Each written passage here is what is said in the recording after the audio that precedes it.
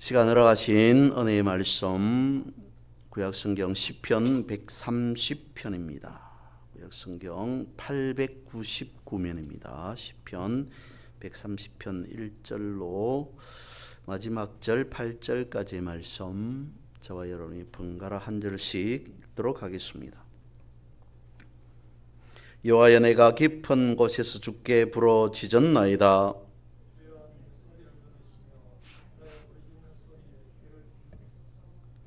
여호와여, 주께서 죄악을 지켜보실진대 주여 누가 서리이까?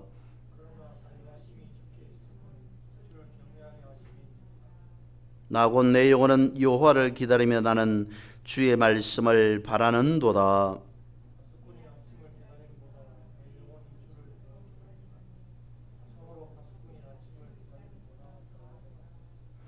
이스라엘아, 여호와를 바랄지어다. 여호와께서는 인자하심과 풍성한 속량이 있음이라. 그가 이스라엘을 그의 모든 죄악에서 속량하시리로다. 아멘. 오늘 본문의 말씀에 있는 그 성경에 있는 제목을 보면 성전에 올라가는 노래라고 되어 있습니다. 그러면서 제가 가지고 있는 성경의 아래쪽에 보면 짤막하게 130편에 대한 해석을 달아 놓기로 고난 중에 죄악을 깨닫고 회개하여 하나님의 용서와 구원을 호소한다라고 되어 있습니다. 용서라고 하는 해석을 오늘 본문에서는 사유라고 말하고 있습니다. 표현하고 있습니다. 사유라고 하는 것은 사전에 보면 용서할 사자에 용서할 유자를 쓰고 있습니다. 용서함이라고 하는 것에 대한 것은 다름 아닌 죄에 대한 용서라는 것이죠. 그러면 이 사유함이 어디에 있다는 것입니까? 죄를 용서하는 것은 하나님께 달려 있다는 것이죠. 그런데 우리가 한번 생각해 보면 왜 하나님이 죄를 용서하는 주체라고 말씀하시는 거겠습니까? 당연히 하나님이시기에 죄를 용서하지라고 하는 것보다는 성경을 읽고 또 읽으면 사유함, 즉 죄를 용서하는 하나님이심에 대한 이유는 하나님께서 인간의 아픔을 정확하게 알고 계시기 때문이다 라고 하는 것입니다. 왜냐하면 하나님은 무감각한 하나님이 아니라 인간의 희노애락을 알고 계신다는 거죠. 그런 아픔을 알기에 예수님께 예수로 오셔서 직접 질거를 담당하셨다라고 성경은 말씀해 주고 있습니다. 130편에 앞서 말씀을 드렸던 그 제목대로 한다면 성전에 올라가는 노래라고 하는 것은 물론 이스라엘 백성들이 성전에 올라가면서 믿음을 다짐하고 신앙을 확인하고 하나님께 영광을 돌리기 위해서 불렀던 그런 시편, 그런 노래라고 보아집니다만 사유함이라고 하는 그 단어를 놓고 성전에 올라가는 노래라고 하는 것으로 생각해 본다면 그간 인간이 자신이 지었던 모든 문제를 들고 하나님 앞에 다가가서 하나님께서 무엇이라고 말씀하시는지를 듣기 위함, 그래서 성전으로 올라가면서 이와 같이 노래하지 않았을까라고 하는 생각을 해볼 수 있다는 것입니다. 하나님의 사유하심, 그것은 하나님께서 인간을 향한 아픔을 알고 있기 때문이다 라고 하는 것이죠. 그래서 본문의 말씀 1절부터 한번 살펴보면 이렇습니다. 여호와여, 내가 깊은 곳에서 주님께 부르짖었습니다 라고 말합니다. 여기서 깊은 곳이란 심년을 의미하겠죠. 마음 깊은 곳에 엄청난 고통과 압박을 받는 상태를 표현하는 것이지 않을까 싶습니다. 살아가는 모든 사람은 아픔을 갖고 있을 겁니다. 음악의 도시라고 하는 비엔나에서 음악을 가르치는 교사가 자신에게 배우는 한 학생에게 그렇게 말했다고 합니다. 너는 음악 실력으로는 흠을 잡을 데가 없다. 근데 한 가지 부족한 것이 있는데 그것은 너는 한 번도 상처를 받아본 적이 없다는 것이다 라고 말했다는 거죠. 상처가 있어야만이 음악을 잘 하는 것이겠습니까? 예전에 우리나라에도 보면 소위 명창을 만들기 위해서 몸에 고통을 이렇게 저렇게 주었다라고 하는 말을 하기도 합니다. 아픔을 경험해 본 자가 아픔에 대해서 말할 수 있다는 겁니다. 이처럼 깊은 곳에 대한 체험이 있고 그것을 하나님의 말씀으로 극복해 본 사람만이 동일한 고통을 가진 사람을 건져줄 수 있다라고 하는 것은 아닐까 싶습니다. 헨리 나우엔이라고 하는 사람이 그렇게 말을 했다고 합니다. 그런 책이 있습니다. 상처 입은 치유자라고 말을 했습니다. 상처가 무엇인지 안다는 것, 아픔이 무엇인지를 안다는 그것은 진정한 치유자로서의 자격이 아닌가라고 하는 것이죠. 예수님께서도 그것을 말씀해 주고 있습니다. 우리가 잘 아는 마태복음 11장 28절 말씀이죠. 수고하고 무거운 짐진 자들아 다 내게로 오라 내가 너희를 쉬게 할 것이다 라고 하는 말씀을 하셨습니다. 이 말씀을 오늘 본문에 비추어서 사유함이라고 하는 것으로 비추어서 생각해 본다면 상처 입은 너희들이요, 상처 입은 모든 인생들아, 내가 너희들의 아픔을 안오니 그 모든 아픔을, 그 모든 상처를 내가 친히 치유해 주겠노라 라고 하는 말씀은 아닐까 싶습니다. 왜 그렇습니까? 예수님도 상처가 무엇인지를, 아픔이 무엇인지를 아시기 때문인 것이죠. 그래서 예수님은 모든 아픔과 고통과 상처를 통과하셨기 때문에 오늘 우리를 치유하신다라고 하는 것입니다. 그러면서 1절 뒤쪽에 보면 부러지졌나이다 라고 되어 있습니다. 기도했다는 것이죠. 아픔을, 상처를, 고난을 해결하는 데에는 기도만한 게 없다는 것입니다. 기도 속에서 하나님을 만나기 때문입니다. 기도함으로 성령이 임재하셔서 위로해 주시기 때문입니다. 기도로 상처가 아물고 평안의 짐으로 기도해야 한다는 것입니다. 기도로 회개를 경험하기 때문이죠. 두 번째 2절에서 그렇게 말씀하고 있습니다. 주여 내 소리를 들으시며 나의 부르짖는 소리에 귀를 기울여 주십시오. 다른 해석을 보면 이렇게 되어 있습니다. 당신의 귀들을 집중력 있게 해 주소서라고 하며 또한 주님의 귀를 모두 내게 기울여서 내 기도를 들어주소서라고 되어 있습니다. 하나님께서 귀를 기울이신다라고 하는 것은 무엇이겠습니까? 하나님께서 귀를 기울이지 않으면 우리의 소리를 잘 듣지 못하여서 주님 내 소리를 들으시면 나의 부르짖는 소리에 귀를 기울여 달라라고 말하는 거겠습니까? 그렇지 않을 것 같습니다.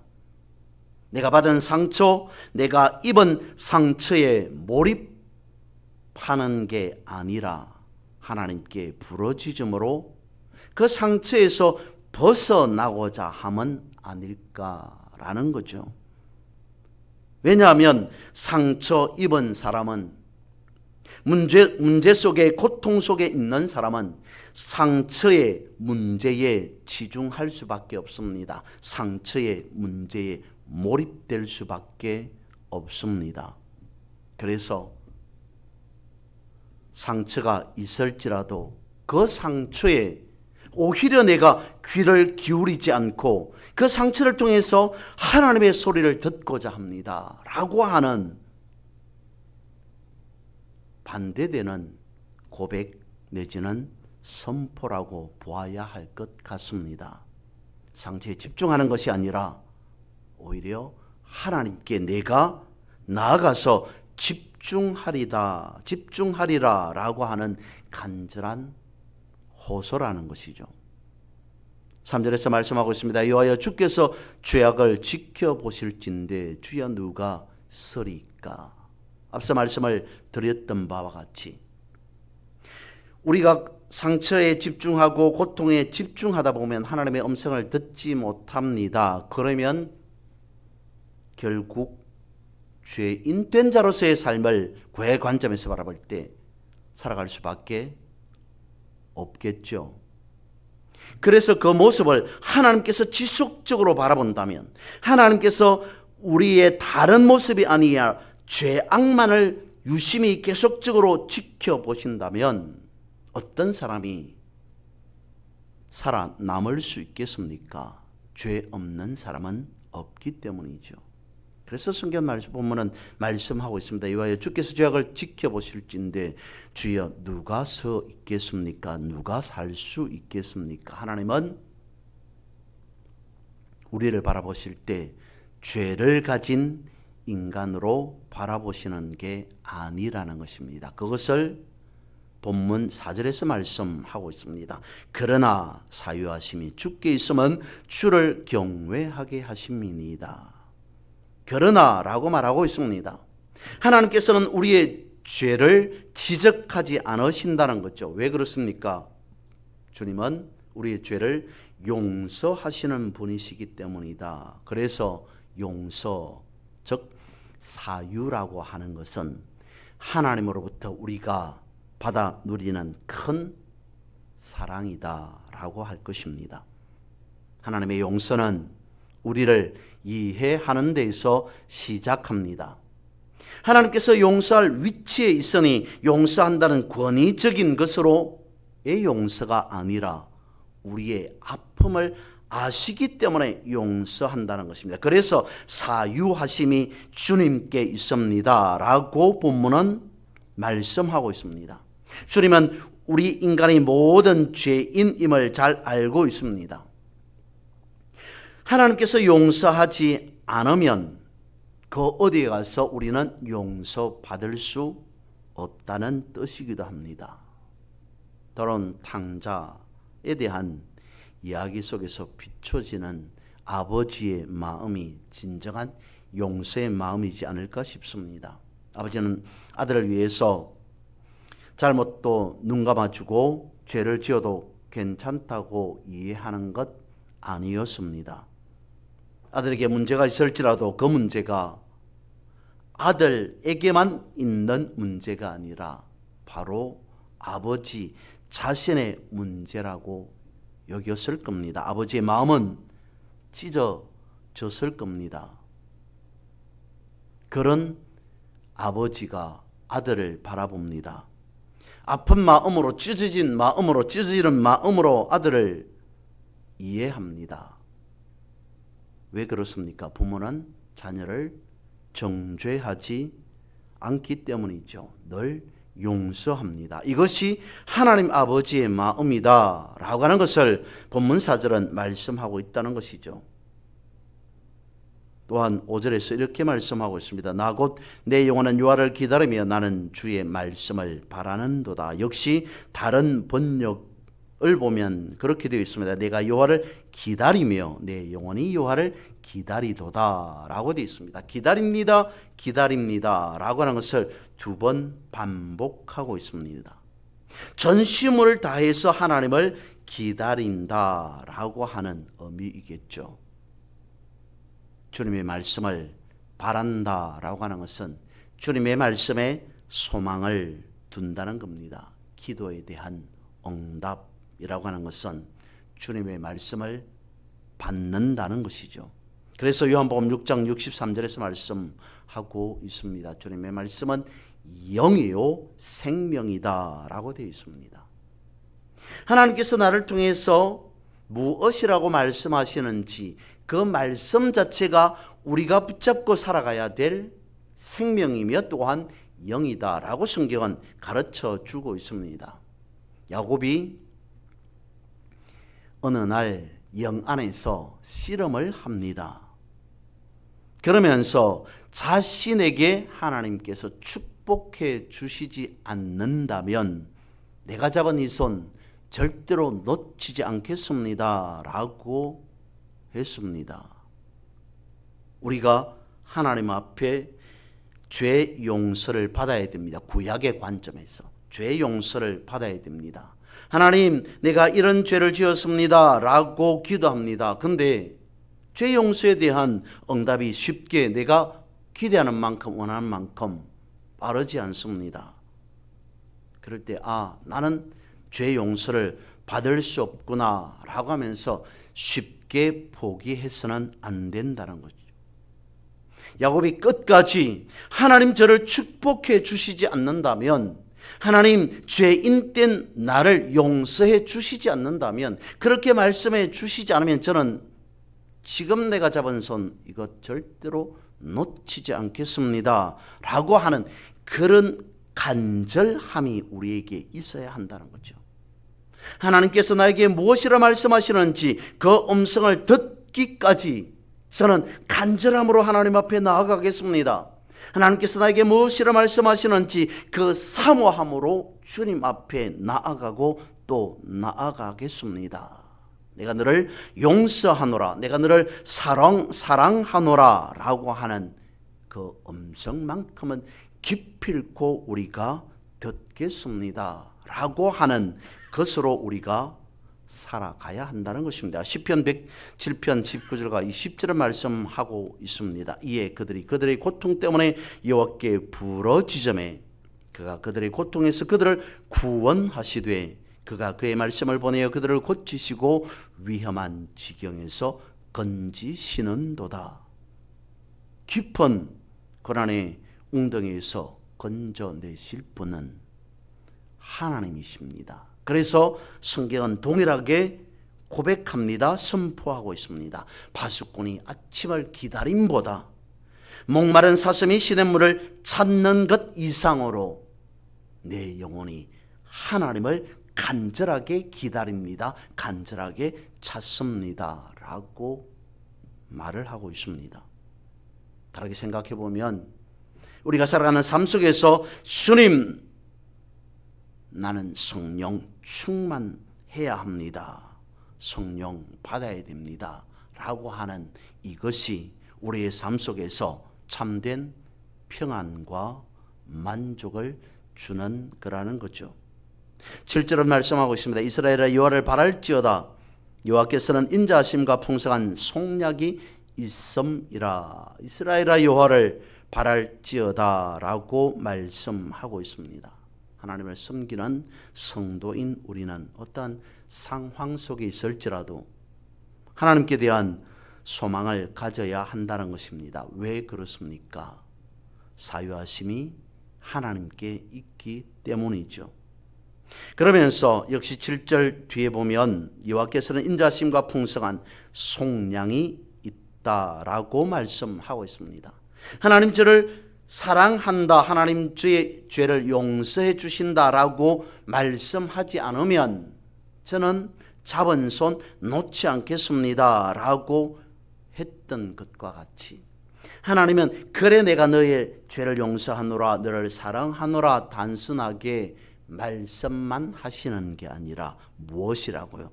친히 속량하신다라고까지 말씀하고 있습니다. 그렇습니다. 속량이라고 하는 것은 말로만 죄를 사한다라고 하는 것이 아니라 값을 치르고 용서해 주신다라고 하는 것이죠. 하나님께서 말씀하고 있는, 오늘 본문에서 말씀하고 있는 속량함, 값을 치른다라고 하는 것은 무엇입니까? 생명을 다한다. 하나님의, 그러니까 예수 그리스도의 목숨까지 내어놓는다.